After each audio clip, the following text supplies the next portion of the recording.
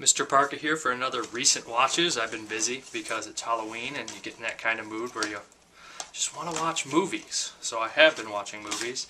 I have 6 for this recent watches, and I will start off with the first one. Seen this movie a few times before, and I decided to watch it again with some friends. I wanted to show it to them just because I had to show them this one-of-a-kind movie. Really gritty, really dirty and hopeless feeling, desolate movie. It's Combat Shock. I don't know if I've mentioned this one in a movie before. I probably did in recent watches like a jackass, but this movie is excellent. It's amazing. This disc comes with 2 versions of the film. It comes with the original and the director's cut, which is called American Nightmare. To be honest, American Nightmare is much better. It includes a scene where he calls his father. I don't remember that being in the original, and it's very touching and dramatic, and the whole movie is very kind of one of those movies that people would explain rapes you and leaves you crying on the floor. That's exactly what this one is. Hopeless movie. Haunting narration, haunting movie, low budget, very gritty, very desolate, and the score is very strange. I would explain it as a Nintendo song on LSD or crack or something. Yeah, it's an insane movie. Follows this ex-war veteran. People call it a Razorhead meets Taxi Driver, and that's pretty much what it is. The ending is unforgettable. It's a great film, highly recommended. And then we have this one I watched for the first time. This is from the director Amelie and City of Lost Children. I haven't watched City of Lost Children. I've seen Amelie, of course, I guess. But this is Delicatessen. And this film had been a major hype up for me. People had hyped this movie up for years. Since a couple years before I heard about it, it was hype. And I never had seen it. And seeing Amelie, I know that was a good film. I was wondering how the director would tackle kind of like a dark humor, horror, post-apocalyptic film. And this is how he tackles it. Strange, weird. Some of the humor I didn't care for. Other stuff is very cool. This movie's biggest plus is the visual effects. The visual effects are amazing. A lot of cool stuff. A room being filled with water. Just all sorts of crazy visual things happen in this film. But visually, it's gorgeous. It's a gorgeous looking film. Plot-wise, it's silly and weird, and but some people might get a kick out of it. It's one of a kind. It's definitely an Amelie horror movie type deal. Very weird movie. It's not for everybody. It's very artsy. Fartsy, I would explain, but it's strange, and I would recommend it for fans of Amelie, or if you like that kind of weird French imagery, weird stuff, but not too much gore or anything like that. Basically, the plot follows a guy. It's in the post-apocalyptic, and there's people that don't eat meat, and there's people that eat people because there's no meat available. And the funny thing is, like, currency is like lentils, and it's just outrageous that they don't just eat those instead of people, but it's kind of like a whole no one really cares and everything's upside down world. That's a Delicatessen. Then we have another trauma one. That's funny, the Combat Shock is trauma. But this DVD right here is a used one. It's not in too great a condition. It's a little beat to crap, but I haven't seen it available too much anymore. It's Chopper Chicks in Zombietown. It's one of Billy Bob Thornton's first roles. They don't let you forget that, you know. It's also got Calfa in it, which is really cool. Calfa from Eternally Dead. It was nice to see him doing work. But this film basically follows some chopper chicks, biker chicks, like 8 or 9 of them. They go into a town.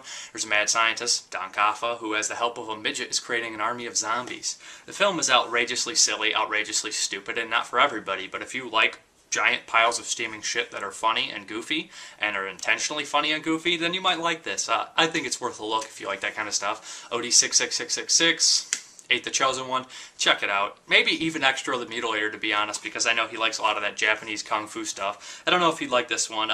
It might just be too bad for him. But I don't think it's that bad. I think it's kind of funny, to be honest. And then here's another one.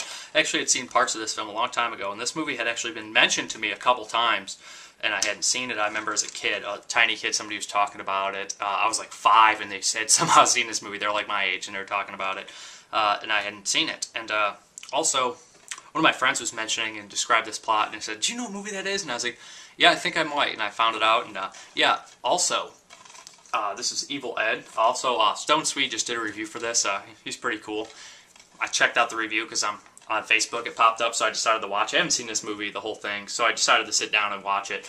Yeah, it's pretty goofy, pretty crazy. It's homage-filled horror movie. It's Evil Ed. This is unrated director's cut. It's a really weird movie, too, on top of that. It's strange. It has a lot of nudity. Basically, it follows this film editor who has to cut out these gore snippets to distribute them worldwide, and he ends up going completely and utterly mad from it. He starts doing killings himself, insane. There's some pretty cool gore. The end scene is really awesome with the shootout. I don't want to spoil too much, but it's recommended for fans of horror comedy and cheesy and goofy, weird type deal. It's a pretty good movie, and it doesn't really get that much recognition. It plays homage to a lot of stuff. Hence, there's posters of every movie ever hanging on the wall and stuff. Then we have this one sent to me by Odie666666. He sent me the VHS of The Outing. I ain't seen this movie since I was a kid. I don't even know if I finished it as a kid. But this one basically follows. The case is memorable as hell. It's also released in the UK as The Lamp. I'm pretty sure that's out of print. So this is what we got. The Outing by IVE, International Video Entertainment. Covered his face. But anyways, this is the film. I remember the beginning by heart, even as a kid, when they pop up and they kill this lady, these three crooks, and they find the lamp, and then the lamp gets back at them. Whatever. It basically follows an evil genie who a bunch of kids get trapped in a museum, and there's some pretty creative deaths, and there's some pretty gory deaths. It's basically just turns into your run-of-the-mill slasher film kind of deal with genie possessing people, and at the end he comes out and he looks like something from The Gate. Not terrible. It's goofy. I mean, a lot of people would hate this movie. This is probably one movie that a lot of mainstream horror fans have seen, and they really, because it was probably in every video store at the time, and they really gave it a shit-fest rating. And it's not that bad. I mean, a lot of hardcore horror fans could really dig something like The Outing. So it's worth a look. And then we got one of the ones I watched a million times as a kid. It is Return of the Living Dead Part 2.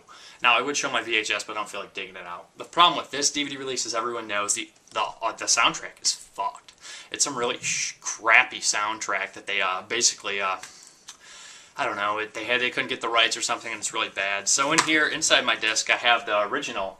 You can find the rips of this online, find rips, full DVDs, remastered and everything with the original soundtrack. And that's what I do. I just keep the real DVD and I slip those in there too, and I watch with the original audio and remastered. It's awesome. Even has some featurettes on there. And if you don't know how to download it or find it online, you go to iOffer or Fleshman Video and buy yourself a copy of the original soundtrack, because it takes it down at least a star without that soundtrack. I love this movie, though, to be honest. It's a lot of fun. I know it got shit on because it's not as good as the original, but come on, what is? And anyways, people were really excited to see it, I guess, when it came out, and it just did shitty and everyone hated it. Come on, the director tried it. It was a lot of fun. I still think it's aimed a lot at children. But it has a lot. It has James Karen and Tom Matthews reprising their role, basically. Instead of being Frankie and Freddie, they are Ed and Joey. But I love the movie. Has a lot of memorable lines. Get that damn screwdriver out of the head. It's just, I love Return of the Living Dead Part 2. I can't help it. It's a childhood favorite, and it's a great movie to watch around Halloween in October. It's got a nice setting. It's got the barrels. I even like Return of the Living Dead 3, even though it's nothing like the first two. 4 and 5. Don't even waste your time. But number 2, I actually really love too. Not as good as the first one, but it's still a lot of fun, and it has a really great capture of Halloween feel even. I don't know why, but it has a great capture, a great atmosphere. And it's the closest thing you'll ever see to Return of the Living Dead Part 1. But that's my recent watches. Here we go again. Combat Shock, highly recommended. Delicatessen, recommended for artsy-fartsy, kind of weird film likers. And it's worth a look for everybody else. And then we got Chopper Chicks and Zombietown, worth a look.